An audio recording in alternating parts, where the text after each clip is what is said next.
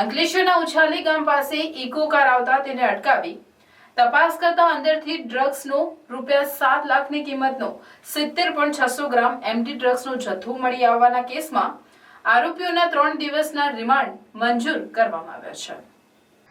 7 લાખના MD drugs સાથે પોલીસે ઝઘડિયા તાલુકાના રાજપાડીના રહેવાસી ઇમ્તિયાઝ ઇબ્રાહિમ શેખ, મોહમ્મદ ઝુબેર મેહરા ખાન ખોખર અને સુમિત વસાવાની ધરપકડ કરી છે, જે અંગે તપાસ અંકલેશ્વર શહેર B division PI Pragnesh Chavda દ્વારા શરૂ કરતા ત્રણેય આરોપીઓના કોર્ટમાં રજૂ કરતા કોર્ટે 3 દિવસના રિમાન્ડ મંજૂર કર્યા હતા।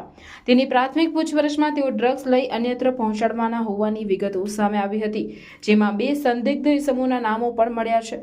ઝડપાયેલ ઇસમો માત્ર પેડલરનું કામ કરતા હતા, જેઓ માલ લઈ નિયત સ્થળ પર પહોંચાડતા હતા।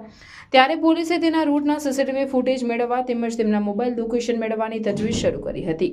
પોલીસે નવા નિયમો અનુસાર તેમજ એનડીપીએસ હેઠળ અંકલેશ્વર કોર્ટના જજની હાજરીમાં ડ્રગ્સનો જથ્થો સીઝ કર્યો હતો।